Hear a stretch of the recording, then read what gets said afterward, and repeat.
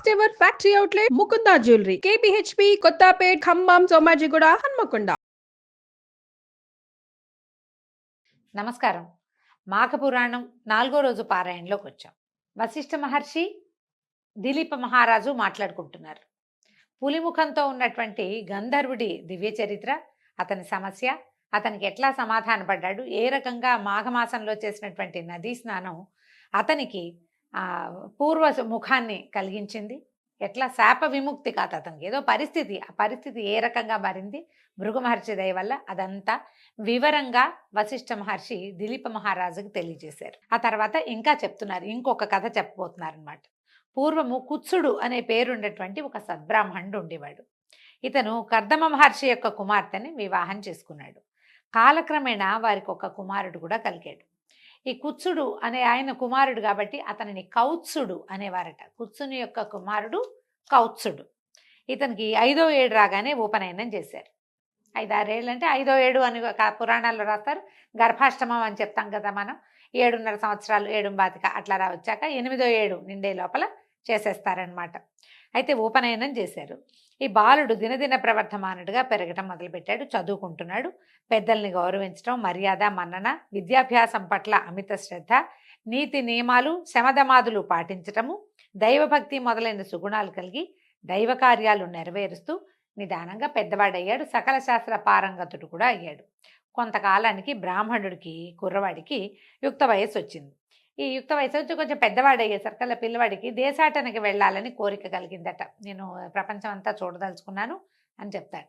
అయితే ఈ దేశాటన చేయటమే కాదండి, మనం రాముడి సంగతి కూడా, మన రాముల వారి సంగతి కూడా, వాళ్ళు తీర్థయాత్ర చేసి వచ్చారని అలాంటి కథలు చెప్తారు. మనం రామాయణంలో కనపడదు కానీ విడిగా కొన్ని కథల్లో చెప్తూ ఉంటారు. ఎవరైనా కొంత యుక్త వయసు వచ్చాక ప్రపంచం చూడాలి ప్రతి వాళ్ళు.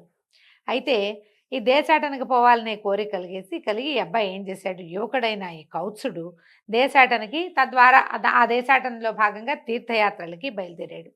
అనేకమైన పుణ్యక్షేత్రాలని దర్శిస్తూ, సిద్ధులను, యోగి పుంగవులను సేవిస్తూ, ఎన్నో రకాల తీర్థాటనలు చేస్తూ మాఘమాస సమయానికి కావేరీ నదీ తీరానికి చేరుకున్నాడు. శ్రీరంగ క్షేత్రం చుట్టుపక్కల ఎక్కడో వెళ్ళాడనమాట. నదీ తీరానికి చేరుకుని ఏమనుకున్నాడు, ఆహా నా పుణ్యవశం ఏమని చెప్పాలి, ఈ మాఘమాస కాలంలో నాకు కావేరీ నదీ స్నాన పుణ్యం లభించింది, నేను ఎంతో అదృష్టవంతుణ్ణి, మాఘమాసం అంతా ఇక్కడే ఉండి నిత్యము కావేరీ నదీ స్నానం చేస్తూ అధిక పుణ్యాన్ని సంపాదిస్తానని మనసులో స్థిరపరచుకుని అక్కడనే నివాసానికి ఏర్పాటు చేసుకున్నాడు.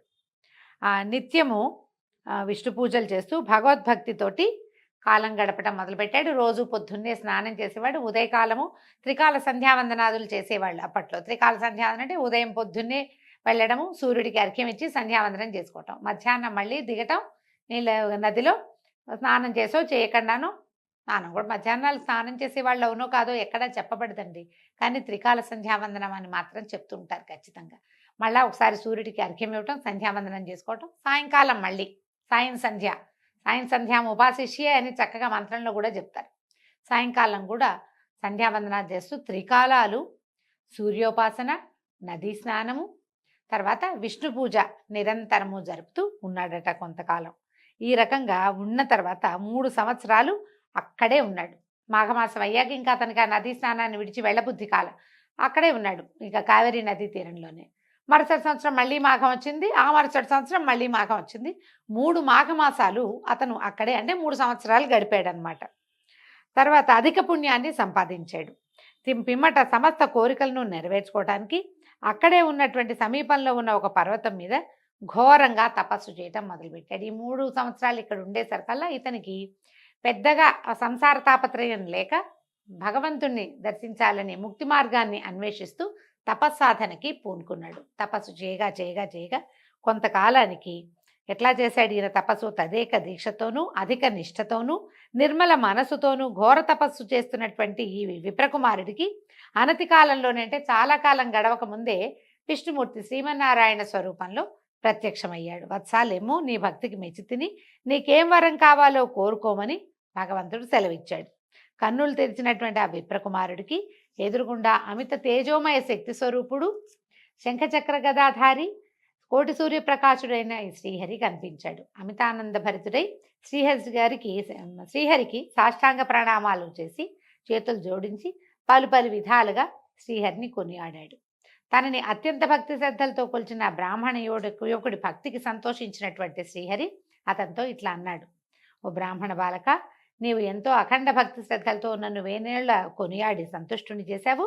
అది ఎట్లాగంటే, నువ్వు ఎలా చేయగలిగావు? ఇది మాఘమాసంలోందు అనేక పర్యాయాలు విడవకుండా నిత్యము నదీ స్నానం చేయటం వల్ల తపశ్శాలులకి కూడా లభ్యం కాని అమిత మాఘమాస పుణ్యఫలాన్ని సంపాదించావు. మాఘమాస నదీ స్నాన ప్రభావం వల్ల నాకు నీపై ఎనలేని ప్రేమానురాగాలు కలిగాయి. కాబట్టి ఓ విప్రుడా, నీకేం కావాలో కోరుకో, నీ అభీష్టం నెరవేరుగాక అని భగవంతుడు పరిపరి విధాలుగా అతన్ని దీవించాడు. శ్రీమన్నారాయణే సాక్షాత్తు ప్రత్యక్షమై ఇట్లా పలికిన మాటలకి విప్రబాలుడు ఎంతో సంతోషించి, ప్రభు జగద్రక్షక శ్రీమన్నారాయణ, ఆపద్బాంధవ, అనాథరక్షక, సర్వాంతర్యామి శ్రీహరి, నమోస్తు నమోస్తు అని పదే పదే నమస్కారాలు చేసి, నీ దివ్యమంగళ విగ్రహం చూసినంతనే నా జన్మ తరించిపోయింది తండ్రి. నీ దర్శన భాగ్యం తప్ప నాకు ఇంకే కోరికలు లేవు. భగవంతుడు ప్రత్యక్షమై ఏం కావాలి అని కోరుకుంటే, ఏం కోరుకోరా నాయన నీ ఇష్టం అంటే ఏం చేస్తాం మనం? నిన్ను చూసాను చాలంటారా? సామాన్య మానవులైతే అట్లా అనలేకపోతారు. బోల్డ్ అంతా ఏకరువు పెడతామండి. మనం గుడికి వెళ్ళే లిస్టు చదువుతాం, ఒక అష్టోత్తరం చేయించి ఒక లిస్టు చదువుతాం, ఒక సహస్రనామం చేయించి ఒక లిస్టు ఉంటుంది, కుంకుమార్చన చేయించామంటే ఇంకా పెద్ద లిస్టు, అర్చన అనగానే మొత్తం మన ఇంట్లో ఉన్న పసిపిల్ల బాలాది పేర్లు చెప్పేస్తాం మనం. నిజానికి దేవాలయంలో కుటుంబ పెద్ద అతని యొక్క గోత్రము చెప్తే సహకుటుంబాన క్షేమస్థైర్య ధైర్య విజయాభయ ఆయురారోగ్య ఐశ్వర్యాభివృద్ధ్యర్థం అని చెప్తారు.